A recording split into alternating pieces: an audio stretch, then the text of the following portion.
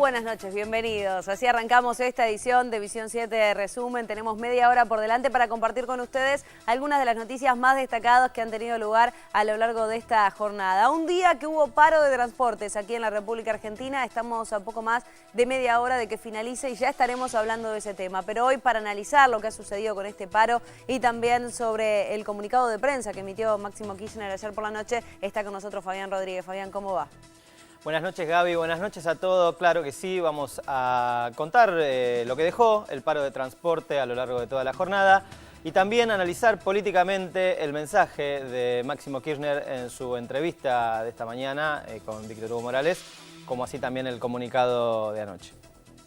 Muy bien, en minutos más estaremos hablando de eso y nos vamos a quedar en este momento con el paro de transportes que todavía tiene lugar aquí en la República Argentina. Hasta las 12 de la noche se va a extender y hablaron los referentes opositores que llevaron adelante justamente este paro a lo largo de esta jornada y no quisieron dar cifras acerca de cuánto fue el porcentaje de acatamiento que hubo justamente de esta medida. Lo que sí ratificaron es que fue contundente y amenazaron con la posibilidad de realizar un paro, pero por 36 horas. No queremos hablar de porcentaje, no queremos hablar de nada, lo único que queremos decir es que el paro fue contundente. Y acá hay una diferencia entre el acatamiento y las adhesiones. El acatamiento proviene de los gremios que convocan al paro y los trabajadores acatan.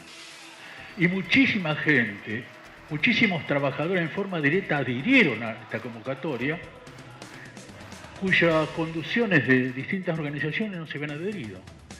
Por eso creo yo que esto significa interpretar la voluntad y la necesidad que tiene la gente de expresarse, como lo ha hecho el día de hoy.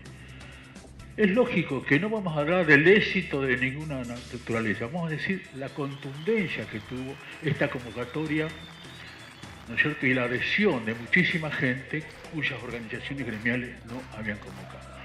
El impuesto a la ganancia, que es uno de los impuestos absolutamente ilegal, que inclusive la Constitución es clara y dice que el salario no es ganancia.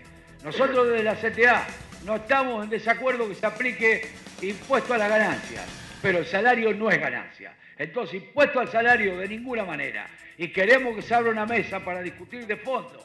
No medidas coyunturales que resuelven subir el mínimo no imponible nada más o exceptuar el medio aguinaldo de vez en cuando y después seguir cada 3 meses en una carrera contra la inflación en la cual ya sabemos perdemos los trabajadores y las trabajadoras. ¿Se puede hablar de que viene un paro de 36 horas? Bueno, el compañero Barrio Nuevo ha expresado algo claramente, que ellos van a plantear. Seguramente los compañeros del CTA van a analizar las posibilidades y una vez que tengamos la respuesta concreta le vamos a decir sí o no. Yo creo que está más para el sí que para el no, pero no queremos, como dice Piumato, almorzarlos la cena no comernos la cena en el almuerzo.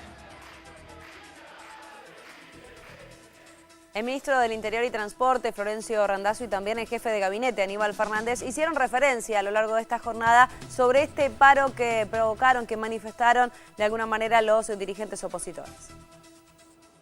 La medida de fuerza en la cual participa el transporte en forma inconcebible dan la característica de un paro general, porque el que quiere ir a trabajar está privado por este gremio que ha decidido trabarle la vida a todos los otros. Ayer hicimos, porque es inconcebible, porque el primer argumento que esgrimen es el elevar el mínimo no imponible, y nosotros contamos ayer con el ministro de Economía que el UTA puntualmente debe tener entre el 7 y el 8% del personal alcanzado por la cuarta categoría del impuesto a la ganancia. Pero además, los alcanzados son apenitas alcanzados por la última colita de lo que puede significar la tabla, con lo cual es insignificante lo que importa. Entonces, ¿por qué están parando?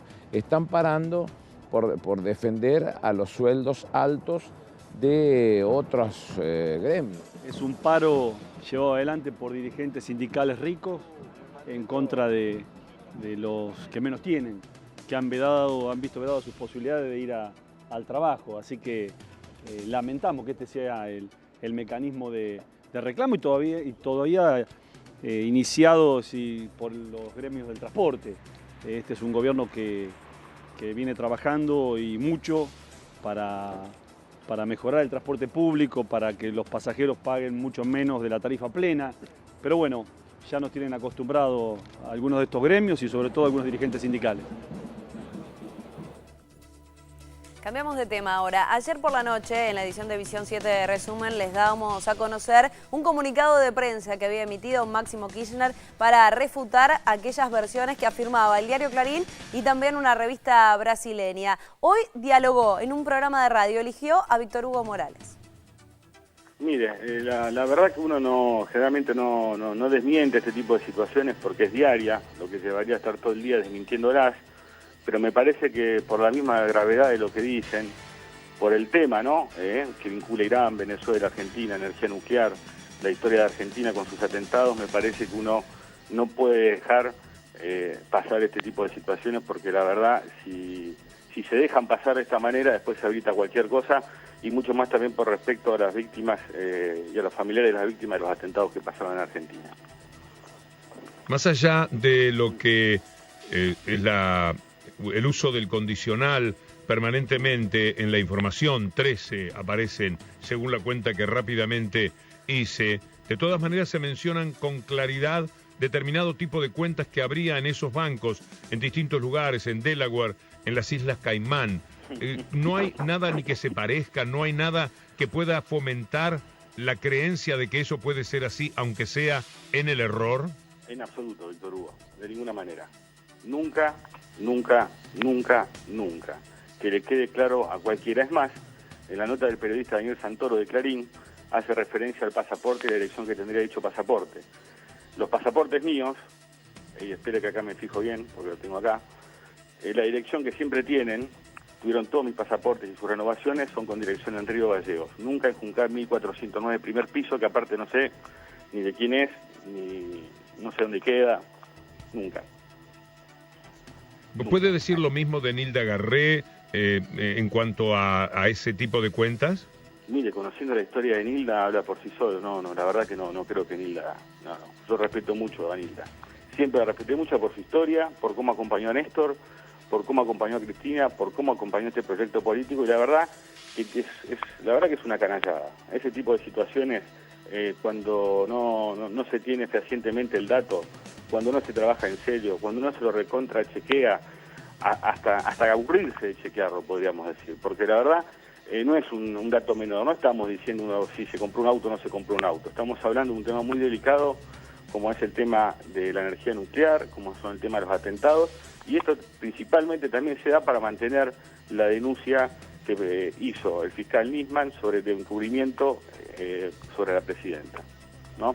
Para mantenerlo constantemente en las tapas de los diarios. Pasamos del petróleo y los granos a la energía nuclear. Es una nueva saga esta, es la tercera parte, digamos.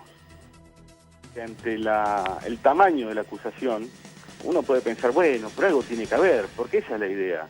Ese es el sentido común que se instaló durante mucho tiempo. Entonces, a partir de ese sentido común instalado, del contexto que viene generando el Grupo Clarín respecto de la actividad del gobierno, hace que no le importe si lo que está diciendo es verdad o mentira, porque lo que se busca es dañar y particularmente es dañar, como dañaron la figura de Néstor, de Cristina, la de uno, porque ellos no entienden que se les haya dicho basta. Estas son algunas de las declaraciones que tuvo esta mañana con el programa de Víctor Hugo Morales en Radio Continental. Máximo Kirchner, que como contábamos recién, Fabián, ayer por la noche dábamos a conocer el comunicado. Sí, Gaby, duró casi 45 minutos la entrevista de Máximo con Víctor Hugo Morales. La primera vez que Máximo Kirchner habla con una radio de Buenos Aires. Y la verdad que de todos los conceptos y conclusiones que nos ofreció la nota, yo elegí 3 ejes políticos de la entrevista de Máximo. El primero de ellos me parece que tiene que ver justamente con lo que origina la declaración de Máximo Kirchner, que es la nota que salió en el diario Clarín.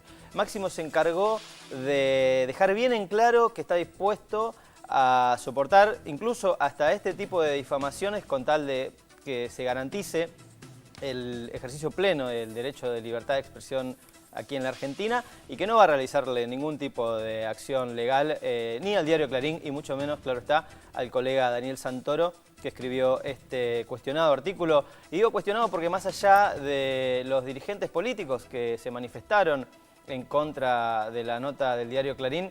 También muchos colegas de diferentes medios, desde Hugo Alconadamón del diario La Nación, hasta Marcelo Slotoviazda de Radio del Plata, pasando por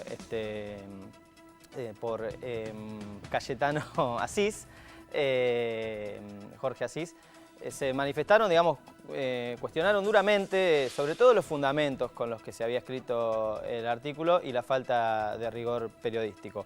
Por otra parte, otro de los ejes políticos sin dudas de la entrevista de Máximo con Víctor Hugo Morales fue el señalamiento de Mauricio Macri y del PRO como adversario indiscutido del kirchnerismo y del Frente para la Victoria. Máximo caracterizó el escenario político de la Argentina como de dos frentes, uno que es el que conduce su madre, el kirchnerismo, el Frente para la Victoria, conducido por Cristina Fernández de Kirchner, y enfrente el PRO, ¿verdad? Un proyecto político que conduce Mauricio Macri, para quien, según Máximo, el proyecto es de transferencia y no de transparencia. Hizo ese juego de palabras, recordando, por supuesto, algunos episodios del propio Macri en el pasado y la relación de las empresas de su familia con el Estado. Por último, el tercer eje político, sin dudas, de la entrevista es el suspenso que dejó en torno a la posibilidad de una candidatura política. Cuando Víctor Hugo casi se despedía de Máximo y le decía, bueno, la próxima vez que hablemos me tendré que referir a Máximo Kirchner o a un candidato, Máximo dijo por ahora, solamente por ahora, a Máximo, pero claramente con una sonrisa cómplice, dejando entrever la posibilidad de una candidatura en el futuro. Y que la candidatura en principio tendría que ver con el sur.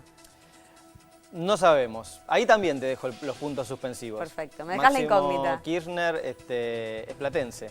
Nació en la capital de la provincia de Buenos Aires. Podría ser para tiene domicilio en Río Gallegos, así que también te dejo los puntos suspensivos ahí. Perfecto. ¿Te parece que antes compartamos la palabra de la presidenta argentina, Cristina Fernández de Kirchner, sobre el paro? Hoy estuvo por la tarde inaugurando obras en La Matanza y por supuesto que hizo referencia a este paro de transportes que tuvo lugar aquí en la República Argentina durante todo el día, que ya está terminando, y que ella resaltó que esto tiene que ver con un apriete al gobierno, no para reivindicar los valores que hoy justamente pregonaba. Hoy en la Cámara de Diputados estamos nacionalizando los ferrocarriles para todos los argentinos y tenemos a una dirigencia sindical que convoca al paro. Por favor, no confundir a los trabajadores con algunos dirigentes sindicales, con algunos, porque sería injusta también si generalizara y dijera que a todos. En el fondo todos lo sabemos, que no se trata de reivindicaciones obreras, se trata de oposición. Y bueno, yo creo que todo el mundo tiene derecho a ser opositor. Hasta un dirigente sindical de nuestro partido. Pero venir a presionar a un gobierno, yo creo que quienes se sientan representantes de la voluntad popular, lo que tienen que hacer es presentarse a elecciones, pero no llevar a actitudes que le hacen mucho mal a los trabajadores. ¿Saben qué? Porque yo no quiero que el día de mañana, cuando no esté en el gobierno, estoy segura que no va a suceder porque vamos a seguir siendo gobierno, pero si tiene que seguir habiendo huelgas, porque hay un puñado de trabajadores que no quiere colaborar con el resto de los trabajadores y del país para poder seguir creciendo, lo voy a seguir bancando, porque he bancado tantas cosas que una más, y esta en especial, me siento con espaldas para bancarla. Pero por favor les pido que piensen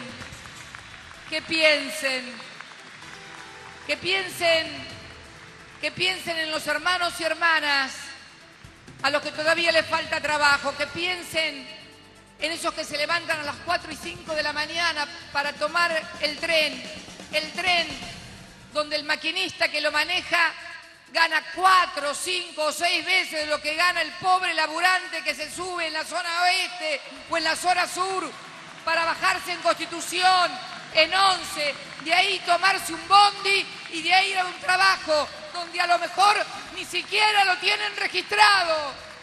Yo pido que piensen en ellos, que piensen en ellos, que piensen en ellos y que piensen en el país.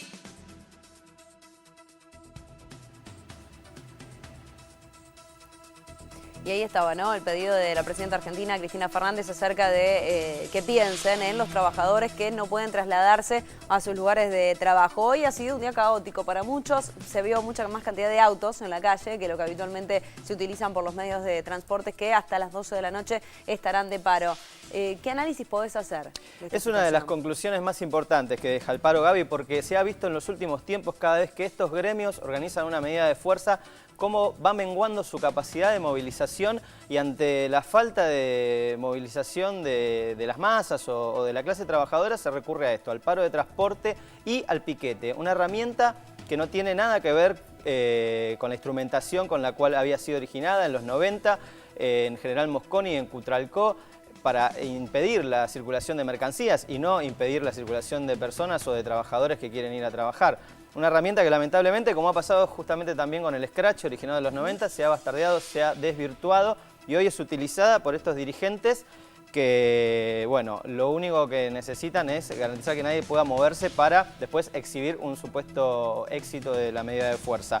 Para repudiar la jornada de hoy, las declaraciones de Luis Barrionuevo, quien llamó despectivamente al ministro de Economía, Axel Kicillof, como rusito. La verdad que repudiable lo de Barrionuevo. A Barrionuevo, que está tan enojado con algunos dirigentes del oficialismo, habría que recordarle que el mandato más importante de un dirigente peronista es ganar elecciones. Barrionuevo no gana elecciones hace muchísimo tiempo. Cuando él junto a su mujer Graciela Camaño estaban al mando o al frente del peronismo en San Martín, el peronismo en San Martín no ganaba ninguna elección. Después se cansó de San Martín, se cansó de perder en San Martín, se fue a Catamarca. También a enfrentar el radicalismo en Catamarca, no ganó ninguna elección en Catamarca, siempre obteniendo alguna banca por la minoría, siempre saliendo segundo, tercero, provocando escándalos como la quema de urnas. Barrionuevo, gane elecciones, por favor, como le recomendó la presidenta, arme un partido y presente esas elecciones para que la gente lo vote. Nada más. Te hago una consulta, sí. Ya que estás hablando del paro. ¿Cuántas posibilidades concretas hay de que se lleve adelante esta medida de fuerza de 36 horas que lo anunciábamos en la primera nota que presentábamos? Bueno, posibilidades hay, porque cuando se juntan dirigentes de distintas extracciones, uno podía ver ahí en la conferencia de prensa una mezcolanza muy importante, desde Barrionuevo hasta Moyano, pasando por Pablo Micheli, un hombre que viene de la izquierda, y Frutos, un hombre que fue dirigente del partido de Luis Abelardo Patti, el dirigente del sindicato de panaderos. La verdad que de toda esa mezcolanza puede salir cualquier cosa y tranquilamente puede salir una convocatoria, una medida de fuerza de 36 horas. Gracias, Fabián. Por Nos favor, reencontramos la próxima semana. Gracias, buenas Gaby. noches. Seguimos con más información con nuestro picado de noticias.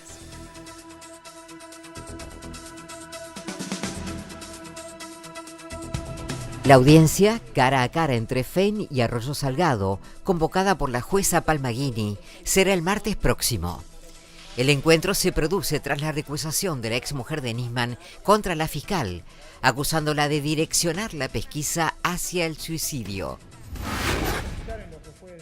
Deberán exponer el miércoles ante la bicameral por la fuga de divisas no declaradas.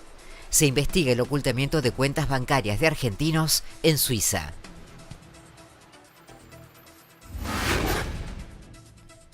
La querella y la Fiscalía del Juicio por su retención, ocultamiento, falsificación de documento y estado civil durante la dictadura pidieron que la causa no prescriba. El ex titular de la Unión Ferroviaria, Manuel Pedraza, recurre a la Corte. Volvió a solicitar prisión domiciliaria por razones de salud. Está condenado a 15 años de cárcel por el crimen del militante del Partido Obrero, Mariano Ferreira.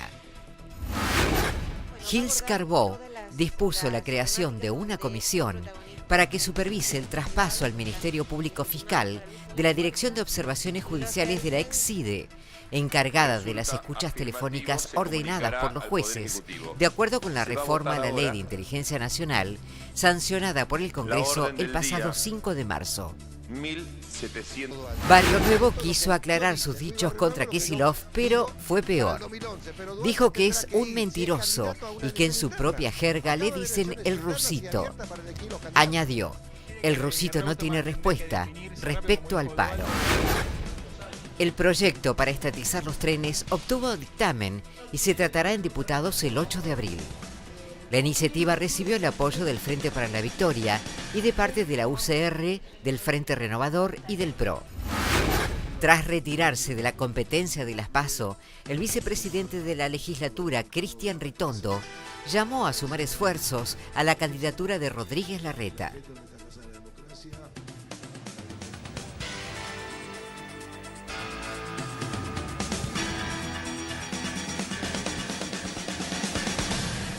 El postulante para reemplazar a Eugenio Zaffaroni como ministro de la Corte Suprema de Justicia de la Nación, Roberto Carles, participó en una audiencia pública de la Comisión de Acuerdos del Senado y recibió el aval, por lo que su pliego va a ser tratado en el recinto el 15 de abril. Carles respondió las impugnaciones a su candidatura que llegaron durante las últimas semanas a la Comisión de Acuerdos y contestó las preguntas de los legisladores. Respeta el objetivo de la protección de los individuos que tiene como objetivo. De Defensa, Agustín Rossi, recibió a quien es el secretario general de UNASUR, Ernesto Samper, y juntos anunciaron la creación de la Escuela Sudamericana de Defensa, que va a ponerse en marcha el próximo 17 de abril. UNASUR ya hizo lo que tenía que hacer, rechazar de manera contundente la medida unilateral adoptada por el gobierno de los Estados Unidos, considerando como una amenaza de seguridad nacional a Venezuela, pedirle que se derogue la orden ejecutiva y enmendar la plana, porque esto que parecía ir demasiado bien con el tema del retorno de Cuba, pues repito, no se puede aceptar simultáneamente con una sanción a Venezuela de cualquier orden. El hecho de que todas estas democracias hayan iniciado un camino hacia el progresismo, desvinculada de cualquier tipo de sometimiento internacional, que se han desprendido de las consignas neoliberales, que estén todas ellas consiguiendo éxitos notables en la inversión social, me parece que puede ser considerado por algunos círculos en los Estados Unidos como una, comillas, amenaza. Pero ese es el camino que nos corresponde seguir y el que tenemos que seguir transitando. UNASUR es un escenario político alrededor de tres temas fundamentales: preservar esta región como una zona de paz en el mundo, consolidar el proceso democrático y asegurar la vigencia de los derechos humanos, no solamente de los políticos, sino también de los sociales y los económicos. Vamos a seguir este camino porque fue el camino señalado por los fundadores de UNASUR.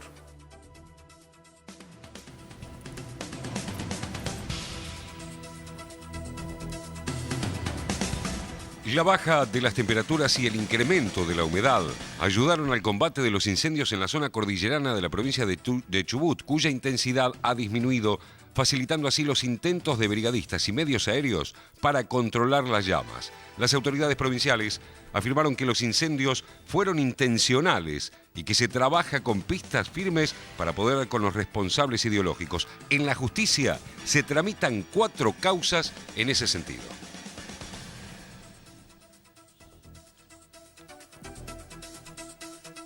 La periodista Lilia Ferreira, quien fue compañera de Rodolfo Walsh, murió a los 71 años. Trabajó en los diarios La Opinión y Página 12 y en los últimos años se desempeñó en la ex ESMA, el lugar donde fue llevado el escritor tras ser asesinado en la calle en marzo de 1977, mientras despachaba por correo su célebre carta abierta a la Junta Militar en la que Lilia había colaborado, haciendo copias en una casa que compartían en la localidad bonaerense de San Vicente. Los restos de Lilia son velados en la Biblioteca Nacional. Sí, fue una persona que extrañaremos mucho porque realmente era una gran luchadora, una gran compañera, una gran amiga, alguien a quien recordamos y recordaremos seguramente como la compañera de Rodolfo Walsh, porque de algún modo ella eligió ese perfil. Ella siempre vivió recordando la figura de Rodolfo y tal vez de algún modo preocupándose menos por resaltar sus propios méritos. Lilia escribía muy bien, era una persona que se destacaba por su comprensión política. Una persona formidable con una pluma exquisita que tenía mucho pudor en utilizar, escribía maravillosamente Lilia Ferreira, pero básicamente era una persona dulce, encantadora y generosa.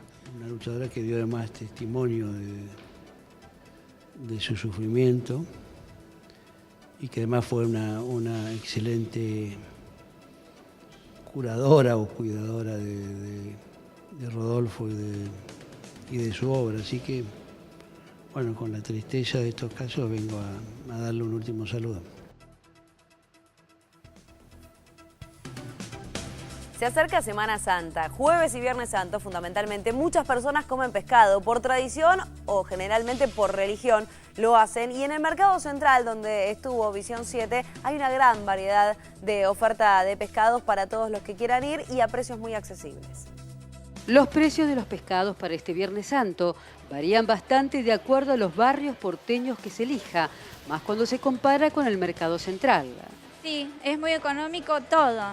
Lo que es el pescado, todo, pescado y marisco. Hay mucha diferencia con los precios de afuera. El kilo de merluza está a 43 pesos, sin espina y fresca. El salmón blanco está a 48 el kilo.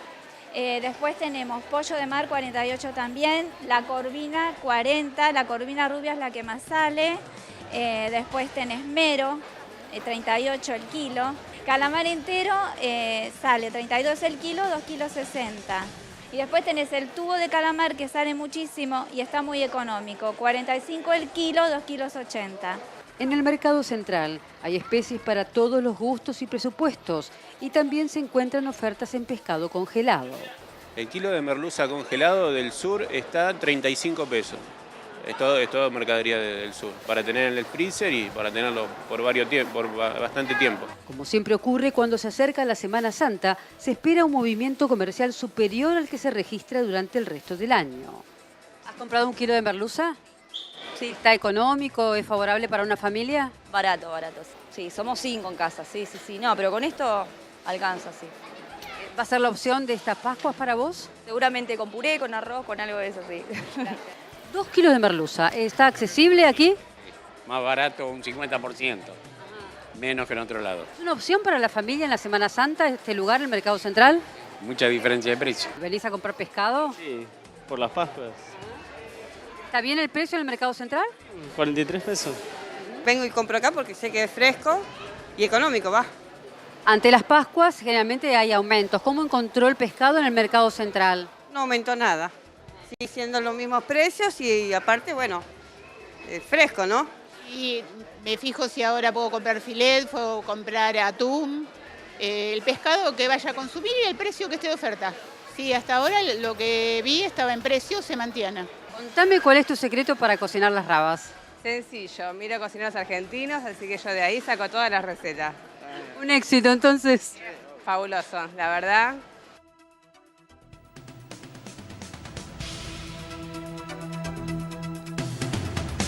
La compañía Lufthansa, empresa madre de Germanwings, reconoció que el copiloto que estrelló el avión en los Alpes franceses, causando la muerte a 150 personas, había informado a la aerolínea en 2009 que había sufrido una depresión severa. El presidente de Lufthansa, Carsten Spohr, explicó que el copiloto había interrumpido su formación durante varios meses hace 6 años por motivos que, según el responsable, no tenía derecho a revelar y aseguró que había entregado a la Fiscalía documentos obtenidos en nuevas investigaciones internas para colaborar en la aclaración de los hechos.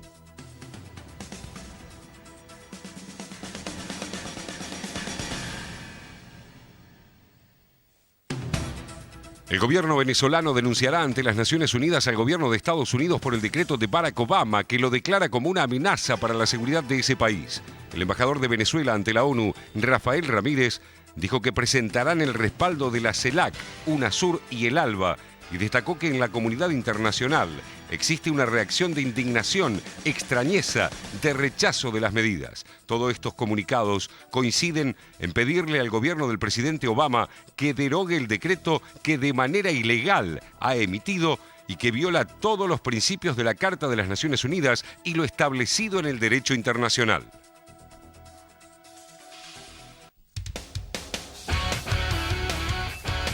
La selección argentina Argentina de fútbol, conducida por Gerardo el Tata Martino, cerró su gira por los Estados Unidos. Segundo partido amistoso frente a Ecuador, terminó con victoria para los nacionales, que con este encuentro disputaron el último de cara a lo que será la Copa América. Sí, faltan 72 días para que arranque este campeonato americano. Sin embargo, Argentina ya no tiene previsto ningún partido amistoso, por lo menos hasta ahora. En una noche muy fría en Nueva Jersey, Argentina le ganó 2-1 a Ecuador. El primer gol lo iba a marcar Sergio El Kun Agüero a cerca de los 8 minutos.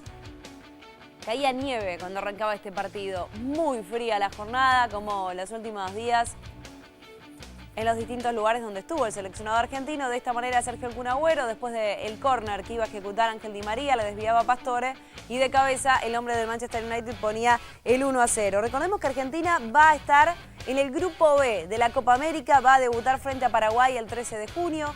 3 días más tarde, el 16, va a estar jugando frente a Uruguay y el 20 de junio cerrará su participación en la fase de grupos ante Jamaica.